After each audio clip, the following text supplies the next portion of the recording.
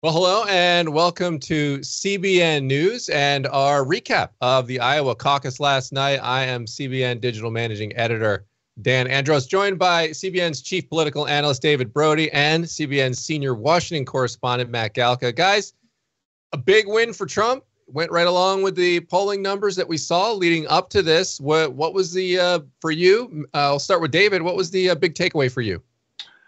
Well, there's quite a few. Let's just start with this. I mean, the Trump Express, the Mack truck was Trump last night. There's no doubt about it. And it was just interesting to see how the polls, in essence, really did reflect what we saw last night. That's not that normal, typically. But look, I mean, he won every county except for one. Which is unheard of. He won by over 30 points, unheard of in Iowa, especially. And there's a couple takeaways.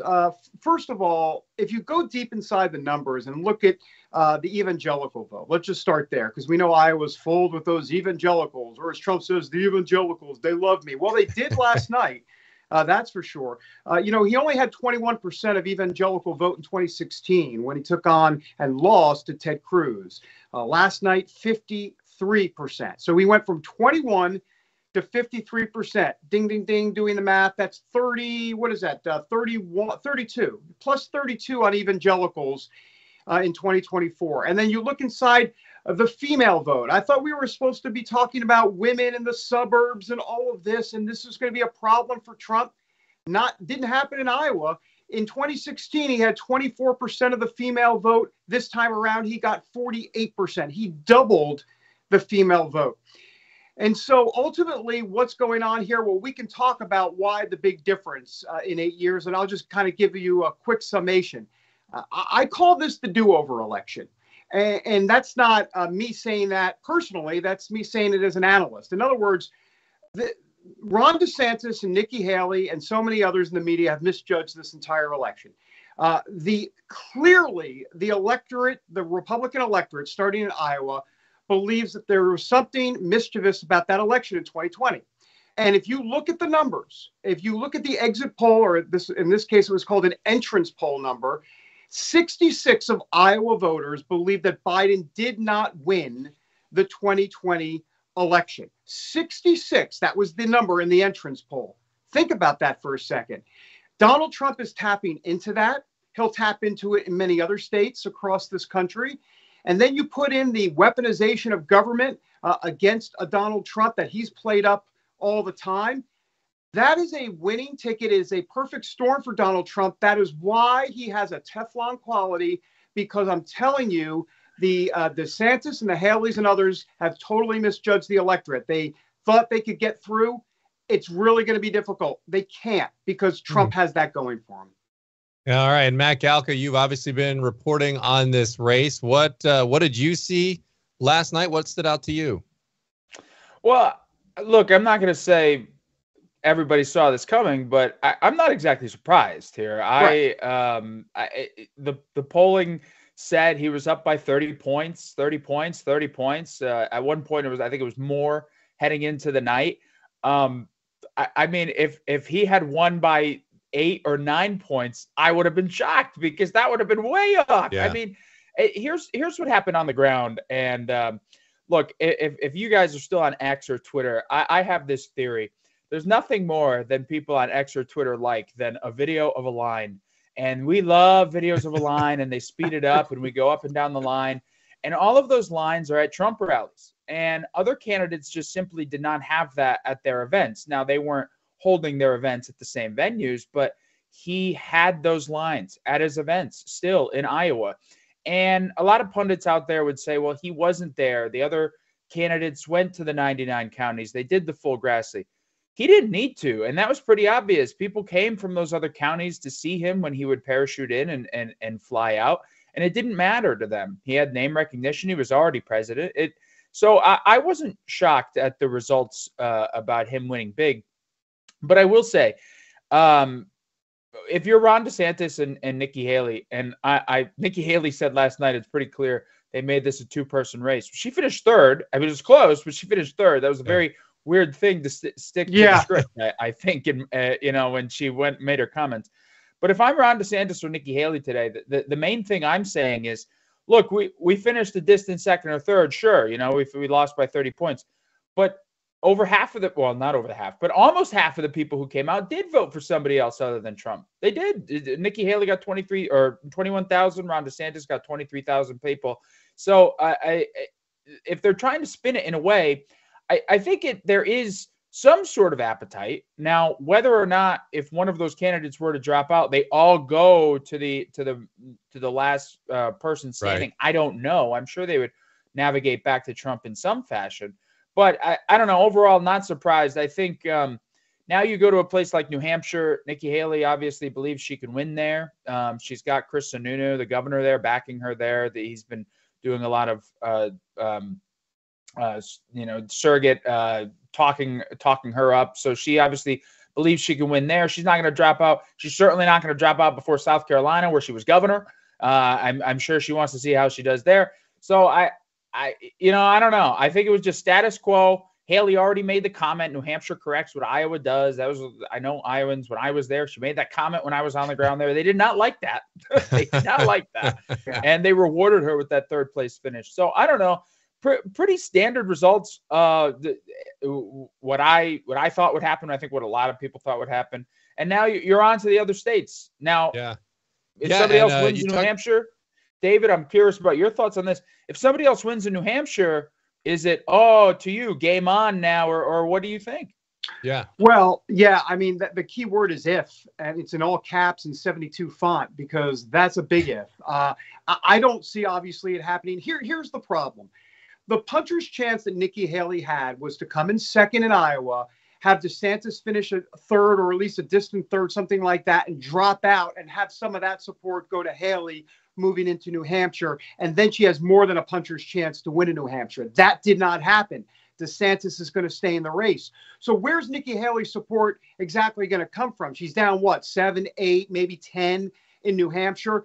I don't see it from a numbers standpoint at all. She had no momentum. It's all about momentum and enthusiasm coming out of Iowa. Okay, well, where was the momentum and enthusiasm for a third place finish? It didn't go well for Nikki Haley, and that's the problem in New Hampshire. And here's the other problem. Vivek Ramaswamy, 7%. He drops out. Where's most of his support going? Well, we know the answer to that. It's going to Donald Trump. It's just at this point, it's a numbers game. It's an enthusiasm game. I don't see Nikki Haley pulling it off in New Hampshire. I thought that she had a chance at doing that if she could finish second in Iowa, but it didn't happen. And I think at this point, it's going to be problematic for her. Yeah, I mean, it's certainly, the path looks difficult for either or of the candidates that are in a distant second and third place. I just want to quick mention everyone in the chat. We see you all in there. Feel free to drop your questions in the chat for Matt, for David. We'd love to answer them, and if you have them, so feel free to put those in there. We'll be monitoring that and pulling those out. We appreciate you all being here on this morning after the Iowa caucus. Guys, is it likely that, because you look at DeSantis, okay, and so yes, he did sort of outperform a little bit on his polls leading into Iowa, comes in second, but he's polling very distant. I think 30, he might even be behind Christie, who's out of the race in New Hampshire. He's also, obviously, Haley is home state, South Carolina, so not he's not polling particularly great there either as far as what he would need to keep going. Who looks more likely that they might drop first out of DeSantis and Haley? And, like you said, Matt, like that, you can't guarantee where they all go, but it seems like this is the only way that'll get interesting if one of them drops out. Is that going to happen anytime soon for either one of them? I don't think. I think if you're DeSantis, you're like, okay, we can keep this thing going now. Maybe a third place finish, you might have been able to see. Maybe they're gonna pull it back here a little bit, but second place finish, you're probably looking around and see our message is resonating with the Trump alternative folks. So gonna keep going there. But as you mentioned, the polls in New Hampshire, and New Hampshire's a different state, right? Northeast state. It operates very differently than Iowa, very different than South Carolina. So if he gets mollywopped in New Hampshire, does he shut it down? Maybe they do stick it out to South Carolina. As I mentioned, Nikki Haley, she's definitely not going to drop out before South Carolina. I'm sure she's staking a lot on South Carolina. South Carolina, maybe she thinks could change her fortunes there. And I'll just go back to us being on the ground in Iowa. I think, and here's where, I'm sitting here singing the polls' praises about how they got the Trump thing right. And they did. The polling did get the Trump thing right. But they did get DeSantis pretty wrong. I mean, he had been lagging heading into that, heading into caucus night. And there he finished his second because of, he did stake a lot of his resources in Iowa, almost all of them in Iowa. He had a good ground game when all 99 counties. So he was able to pull that off. But going back to when we were there, I think there was an appetite, and I think what you saw from DeSantis there at the end was if he was going to be the Trump alternative, then start hitting back at Trump. And it's something he shied away from pretty much up until the very end. Now, if he thinks that's what carried him to second, maybe we see it more. I know no rest for the weary. I think he took an overnight flight to South Carolina today. He had a rally there in the morning, and he has or an event there in the morning. He has an event in New Hampshire this afternoon. Maybe we start hearing it more, the contrast. I'm not sure, but I think at least if you're in the DeSantis camp, you breathe a little sigh of relief, and you're like, okay. We have a little bit. We have campaign jobs for at least a couple more weeks. Yeah, I mean, definitely. The primaries next week. David, before you kick in there, I got a question here from some of the people watching here. It's from Callie Chiano. It says, "Hi, David and Matt. Do you think Ron or Nikki will ride out the entire primary process to the convention?" So I guess if one of them were to kind of yield eventually, once that happens, do you see them riding this thing out all the way through? No. Absolutely not. I think this is over after South Carolina. It may be over after New Hampshire, though. I agree with Matt. I mean, look, it's Nikki Haley's the former governor of South Carolina. You think, at least on paper, she sticks it out through South Carolina. But let's remember, the polls in South Carolina are atrocious for Nikki Haley. I mean, Trump is walloping her in her own state. Do you want to go through that embarrassment? So that's a calculation that she's going to have to figure out, especially if she gets thumped in New Hampshire. So this literally could be over after New Hampshire, though it most likely will be after South Carolina. Sure, we can make the argument about Super Tuesday and here come all the delegates. But look, if the train has left the station and it's Iowa, New Hampshire, and then South Carolina, I believe, dare I say, the fat lady sings, because that's exactly what's going to be going up. She's not only warming up, she'll be singing a pretty good tune, guys. Look, on DeSantis in Iowa, just real quick, just about something Matt said. And of course, Matt doing some great reporting there and absolutely right. I mean, DeSantis had the ground game and womp womp got 20% because the numbers don't lie. The enthusiasms with Trump. He was supposed to do well in places like Buena Vista County in the Northwest, Sioux County in the Northwest. He didn't do it. Trump won those counties, and by a lot. Look, Sioux County has a lot of evangelicals, the second most evangelicals in the state. Donald Trump lost to Ted Cruz in 2016 in Sioux County really bad. As a matter of fact, it was the worst county Donald Trump did. He only had 11% in 2016. This time around in Sioux City with a bunch of evangelicals, 45% in Sioux County. Look, so, DeSantis has this, quote, ground game, but so what? Because Trump has the heart of the voter, and that's very important. And people vote with their hearts, typically not with their brains. I mean, it's true. There's a book called The Politics of Emoting by Drew Weston over at Emory University that talks about how it's all about an emotional connection, and Donald Trump has had them since hello. Yeah, and we've got a lot of questions coming in. I appreciate you all chiming in on this. I want to throw another one at you guys here, Matt, David. Randy Parker asking this one. What did you guys think about the video Trump posted, the God Made Trump video? How did that play with voters? Obviously, it didn't impact him in Iowa, but what are you guys hearing about that video from, I guess, in particular, evangelical circles? Matt, I don't know if you want to take that or. Well, I did interview a couple of the faith-based leaders after that, and look, how do I put this? Weren't thrilled. I don't think they were thrilled. I mean, it's not, the word blasphemous was used. Yeah. Now, look, I think for some of them though, and this is something I heard from multiple people on the ground, was show me the perfect candidate. Yeah. Show me the perfect candidate. You can't. And I think that message resonates with a lot of evangelicals on the ground there, where there is no perfect candidate. And look, Trump's Trump, and that video was more so God made a farmer. It was more in that vein. It wasn't Right. He wasn't saying he was the Messiah, the second coming, that sort of thing. I don't know if you want to call them reasons, excuses, whatever we want to call it. I think they were more easily able to say, that's just social media. He doesn't really think that. I mean, look at the other things he's done. And to that end, one of the pastors who was saying, look, that video was a bad idea, in the same breath says, he's the most pro-life president we've ever had. He's done a lot of things for us. Yeah. So I think there are ways that people look at it and they're like, maybe I wouldn't have done that. But at the same time, Trump's Trump, and we'll let it go. Well, and also now the ads are different. You have all these PACs making these commercials, and so who knows how much input. I mean, you guys would probably know better than me, being a little more closely tied to these campaigns, reporting on them, how tied in the campaigns are to these PACs making these commercials. So there could be some of that going on too. Another question here I've seen a couple times in the chat, guys. Who should Trump ask? I probably shouldn't say it as who. They asked who should Trump ask to be vice president. Maybe we should just say who is being bantied about here as vice president. Has he gotten that far in the thought process? Well, look, he says he knows who he wants to pick, or at least he alluded to someone.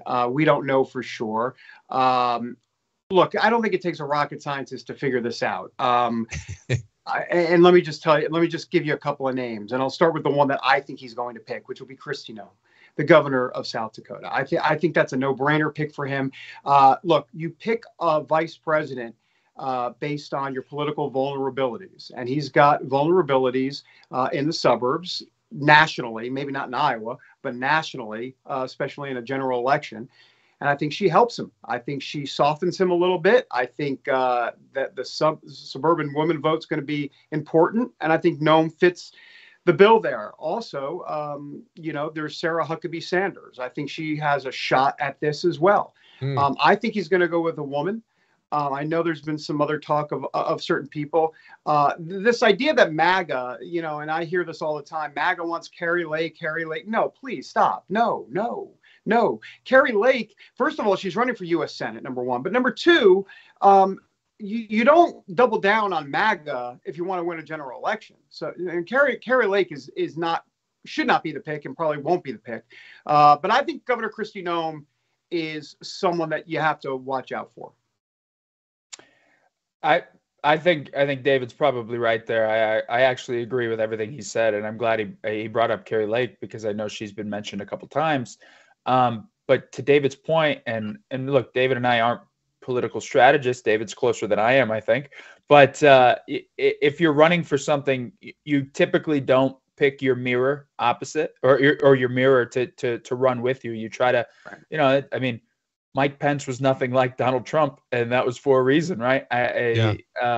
So I agree with David there. And there were reports that Trump has considered Nikki Haley, or maybe people around Nikki Haley's orbit have been approached. And when asked, Nikki Haley didn't flat out say she wouldn't. But there was an event recently where a voter, a Nikki Haley supporter, asked her, would you consider it? And that voter said, oh, she assured me that she would not. Again, in the same vein of, who's Nikki Haley campaigning for? It's tougher to break through in the Republican primary. But, does she have moderates and independents? Like that would seemingly be a good idea to try and get folks in this country who are either, disillusioned Democrats that want to vote for somebody else, or in the middle, that she would be a good pick there.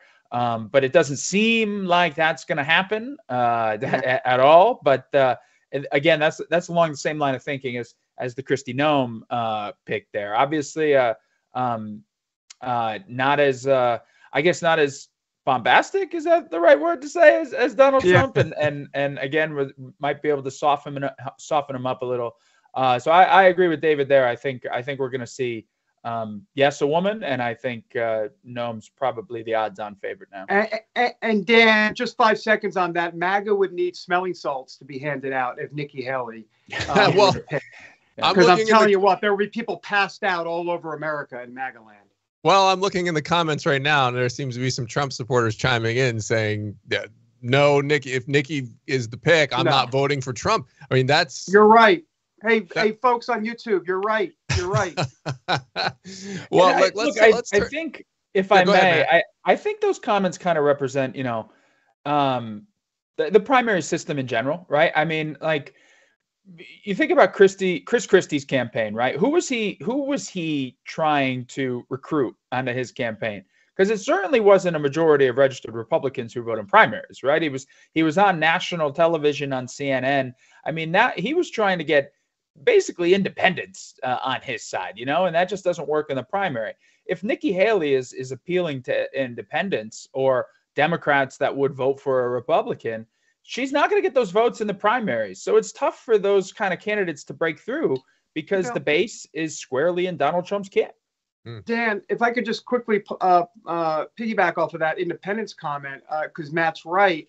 Let's not forget that if you look inside the Iowa caucus last night, 81% of folks that voted were Republicans, but 16% were independents that voted. And of those independents, Donald Trump won nearly half of the independents. Nikki Haley, Vivek Ramaswamy, DeSantis, all in the around 20%. Trump won 47% of independents in Iowa. So you got to understand that this is bigger than just the Republicans and MAGA. Everybody says, oh, MAGA, it's only 35% of the country. There's no way he can win with MAGA. That is a misnomer. That is false information. The independents in this country are attracted to Donald Trump on many issues, but especially immigration and the economy. That's true. Look at what the exit or the entrance poll showed last night. Number one issue in Iowa, immigration. Number two issue, the economy.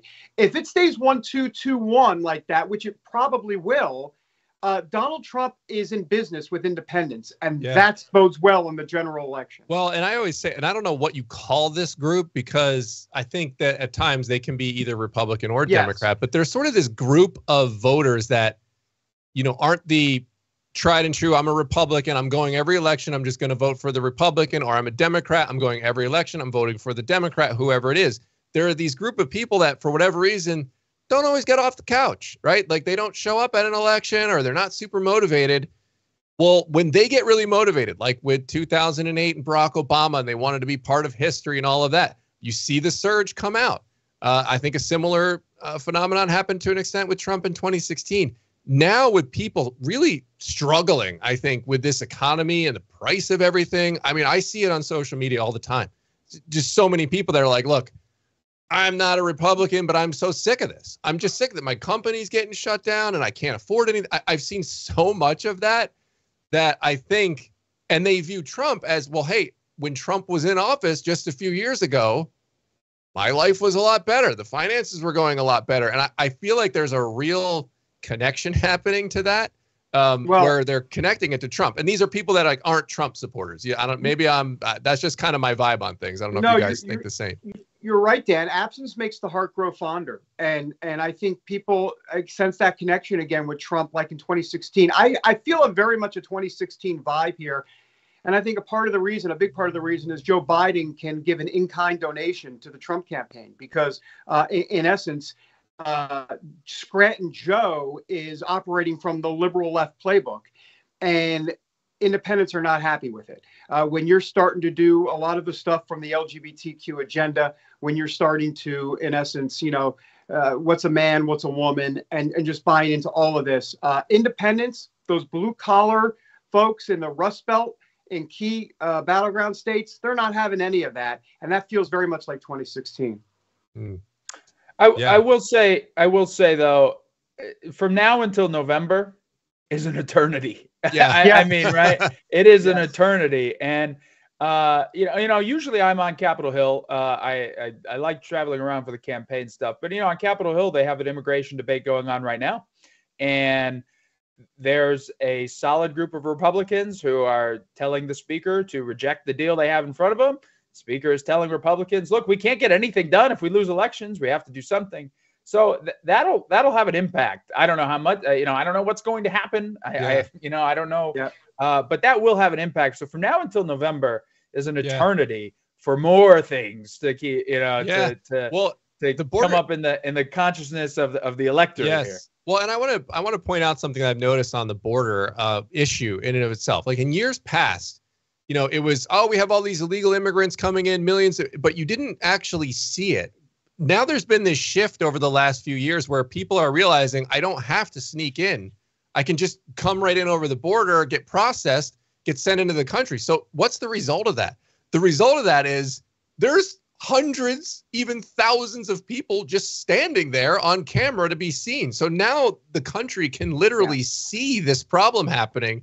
And so I think this is the first time that the border issue is like, everyone's like, okay. And again, the shipping of the migrants up to these sanctuary city towns, they're starting to see, oh my gosh, they're feeling this problem rather than it being this hypothetical number. And I think that's a huge change this time around. I remember, I've been working at CBN for 20 years. I remember about 10 years ago, I was at the border down in Yuma, Arizona, and I remember doing a story for the 700 Club, specifically about riding along with Border Patrol, trying to track down and chase illegal immigrants that are coming across the border. That doesn't happen anymore. No. It's like, come on in. It's kind of like, it's like a game of freeze tag. It's like amnesty, and that's it. So the whole game has changed, and voters don't want that. I mean, they don't. And that, don't take my word for it. Just look at every single poll. They don't want people just kind of coming across the border where there's not even there. It's like we're putting our hands up and just saying, come on in. That's not going to work. And the Biden administration knows that. Well, and you look at Trump, and who was the guy saying we need to build a wall? It was Trump. And so now you look at it now, that was however many years ago that he started saying that. And so that's another issue that I think will get these people, someone called in the chat, the forgotten people, but the people that, really need that extra motivation to get off and get off the couch and go vote. So maybe that's another issue that drives that as well. I want to go, there's another question from Jesse Howard in the comments section. Will Biden continue to run? I mean, this is interesting because we've seen the health issues that have been brought up, but he still polls. If you look at the polls, I guess they're pretty close. Maybe he loses in some head-to-head matchups on a particular candidate. Let's turn our attention over there on the other side, even though they don't have obviously primary going on. What do you guys see happening with him from here on out? Well, I mean, I don't. Nobody else is lined up. I mean, if you had a strong desire from somebody like Gavin Newsom or something that had materialized by now, we might be in a territory where we're like, oh, is somebody going to try and step up to the plate, primary him, et cetera, et cetera. But I think from a lot of Democrats, you might see some consternation, you might see some annoyance, but nobody has really said from the Democratic side, get this guy out of here. Besides RFK Jr. And so I don't see anything but status quo. Barring some serious health issue over the next few months, something happening there. Yeah, I think Biden will be the nominee. I think the Democrats, to Matt's point, really don't have much of a choice at this point. And here's why. I mean, many of the ballot deadlines have passed for many of these swing states. So, even if Gavin Newsom wanted to run or someone, and believe me, let's be honest, Gavin Newsom totally wants to run. He wants to run. Yeah, 100%. He wants to be the next president of the United States now. But the problem is that, so he's running a shadow campaign, hoping maybe that Biden will somehow bow out. But you got ballot issues there. Now, having said that, leave it to the Democrats or just politicians in general to figure out a way to kind of get him on the ballot in certain situations. But look, I think ultimately what will happen here is Biden will be there. The problem for Republicans is that they could put an animal, vegetable, or mineral, Democrats could, in the slot of Biden, and it might not really matter. In other words, they have an apparatus, ballot harvesting. I'm talking about legal ballot harvesting that the Democrats do. They're very, very good at it. They know how to get the vote out. So you could just put a template. I mean, they've got the template to just register tens of millions of votes at the ballot box. Plus, they have mail-in balloting. You put it all together, they're going to have challenges with Biden, but they're going to be close just because of their template. Yeah, the early voting thing, guys, this is an issue that's really interesting to me. Obviously, it got implemented mainly because of COVID. That was sort of I think, the justification for getting a lot of these rules into place. And do you see anything, if at all, on the Republican side too? Because remember, when that move went to the early voting first, I believe Trump was kind of discouraging it, saying he didn't trust that process. And so Republicans, I don't think, were as engaged in it. They were not trusting of this process. And now we see, like, okay, Democrats, like you said, they've got this apparatus going on here where they can really make sure that they get their numbers up and they boost their numbers with efforts for early voting. What have Republicans done since that time? Are they either trying to get the early voting restricted and kind of get out of there and go back to how it was with absentee and just show up on voting day? Or have they upped their game on trying to engage in that process and have a similar apparatus, if that's going to be the playing field we have come election time? Let's call a spade here. He told them not to do it. He told them not to do it. Yeah. He told them not to do it. But now he's telling them to do it. But Matt, now exactly right. I found that so interesting at his. I have found that shift so interesting. Yeah. Not that I think it's interesting that people do it. I think it's interesting the 180 that happened after. It's like, oh, well, I guess people listen to me when I say don't do it, and it has negative effects on my campaign. I will only speak to one thing, and then I'll let David go here. I spent 5 years reporting in Arizona, and Arizona is a state near and dear to my heart. I know it pretty well. Arizona, big retirement community, pretty reliably red up until recently for a lot of their federal elections. They've had mail-in balloting since like 92 or 94. That wasn't a new phenomenon there. And I think it's interesting because up until 2020, when it became a huge issue to the electorate, you had 65% of Republican voters who opted to mail in an early vote. And then they were told not to, and then they didn't like the results. It was a very chaotic situation. And I think you're seeing from a lot of Republicans statewide, and again, Florida's another state near and dear to my heart where I spend a lot of time. Their ground game of registering voters, I mean, they're out registering Democrats. Republicans are out registering Democrats in Florida on the ground game by a pretty steady margin. Florida used to be a swing state. It's now just a red state. And so I think you're seeing efforts like that. And again, remember, I'll just use Arizona as a example. This stuff has been litigated in court, and there have not been court wins on this where there has been fraud or things like that. And I go by the judge's order. I mean, look, if the judge is going to say that, then look, that's what happened. So now you see Republicans saying, look, okay, we can use this, we can take advantage of it, and you should. Well, let me just push back a little bit on that, and I'm gonna tap dance a little bit around this because put on those tap shoes, David. We live in a litigious world. But let me just say what you're referring to about courts never decided on the merits of the case, it never went to discovery. So this idea that fraud was decided, that it just wasn't the case from a court of law, there was never the day in court. The Supreme Court never took the case, and that's the Supreme Court. There's others that never got to the discovery phase as well at the state and federal level, or state and appellate level. So, we could have that discussion. But look, here's the thing. The Republican National Committee is fully aware that they need a big time get out the vote turnout that starts in July and August and September. That's when that's when the race starts, so to speak, in the sense of votes and all of that. It's mail-in balloting. It used to be absentee balloting. It's now gone to mail-in balloting for everybody. It's like the Oprah, election. You get a ballot. I get a ballot. Everybody gets a ballot, which is really not the way our system was designed. But that's where we are, and I think that Trump has grudgingly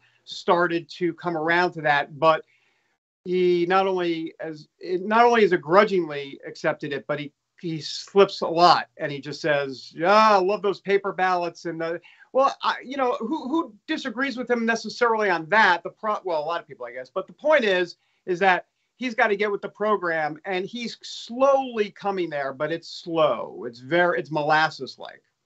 Yeah. Well, I mean, we obviously now it's kicked off. Anything else you want to impart on everybody and your thoughts on what happened on Iowa, what we're going to see in the next coming days and weeks before we head on out of here for today? Well, I'll let David get the last word, but the thing I wouldn't say I'm a absolute scholar of historical Iowa trends, but as David pointed out earlier, Cruz won in 2016. I know Rick Santorum had a pretty strong showing there in the past. And Buchanan, I believe, had a strong showing in the past in Iowa. And what do those three people have in common? They didn't go on to be president. Now, I'm not saying that's going to happen with Donald Trump, but I do think, and I've always wondered, as just a guy who's lived in a lot of different places in this country, does Iowa reflect the rest of the country? It's always been interesting to me when they go first. Now, there's certainly momentum coming out of Iowa for Donald Trump. I mean, the results speak for themselves, a 30-point drubbing. But I am just interested to see what happens in New Hampshire if those polls, where Nikki Haley is supposedly within single digits of Donald Trump, I'm curious to see what happens in New Hampshire. I'm curious to see what happens in South Carolina. And again, David said polls aren't good for Nikki Haley in South Carolina, in her own state. So it's just always so interesting to me that Iowa, and my first time there, I loved it. We spent a lot of time around Des Moines. It's just always so interesting to me, how much does Iowa represent the rest of the country? And I think in this case, I think a lot of other states are going to stand with Iowa based on these results. Yeah, look, I think Iowa and New Hampshire are bookends. And what I mean by that is Iowa is one type of electorate. New Hampshire is a very different type of electorate. And guess what? Donald Trump's probably going to crush it in both. Is he going to win by 30 in New Hampshire? No, but that's not expected. But if he goes 10 to 15 points in New Hampshire, that says something. It says that he can win in the live free or die state, a more moderate state, and he can win in evangelical Iowa as well. That is a bookend situation. And that's why no one, sorry, if you're still there, I don't know if you can. Yeah, you're there. Keep going. Keep going. Okay. Let me just do that, and I'll back with you. Sorry. There we are. Sorry about that. There he is. The wonders of technology. But I think the bottom line is that that says a lot about the appeal of Donald Trump. And so you have Iowa and New Hampshire. And let me just quickly say one other thing about the evangelical electorate, because a lot has been made in the media. And I want to set the record straight because, look, I've been covering this for 20 plus years. I think I have a sense of what's going on in the evangelical community, because everybody was like, well, wait a minute. How in the world is this possible? How in the world are more evangelicals, more than who supported him in 2016, along for the ride this time around? And let me do the caveat. There are some evangelicals for sure that don't want Donald Trump in the White House. Okay, so there's the caveat. But here's the reason: because this is a different evangelical electorate. This is not the Iowa Mike Huckabee electorate. This is not the Rick Santorum. This is not the Ted Cruz culture warrior evangelical electorate. Yes, there is a culture warrior aspect to it. They want those culture warrior issues addressed, but they know Donald Trump has already addressed them as president, most pro-life president, X, Y, and Z. He's been there, done that. He's got the track record on the culture war stuff. Here's the difference. Now it's more of a populist evangelical movement. What do I mean by that? Anti-government. So there's a second layer here that everybody needs to understand. This is really, really important to understand what's going on with the evangelical vote. It's not your grandfather's evangelical party anymore. It just isn't. It's not the playbook. It's not the Mike Huckabee 2008 evangelical life and marriage, life and marriage, life and marriage. So it's not that anymore. It is that, but it's that plus. Yeah, and there's a lot. The plus is the populist aspect of it, the anti-government, and Donald Trump plays very well to that, because the government, the way he sees it and the way many evangelicals see it, is that the government is against Trump and they're against evangelicals. And I'm telling you, that is what's driving this. So you combine both of those forces, and you have a political monster, if you will, that's very hard to tame politically.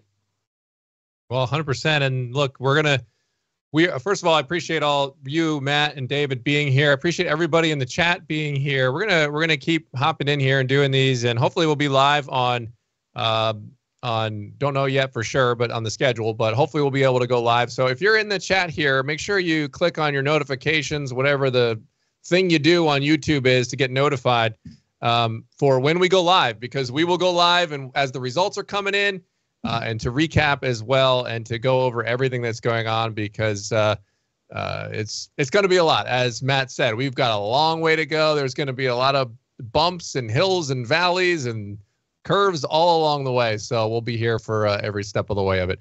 David, Matt, appreciate you guys being here. Great to be here. Thank you. All right. Thanks everyone. See you next time. God bless.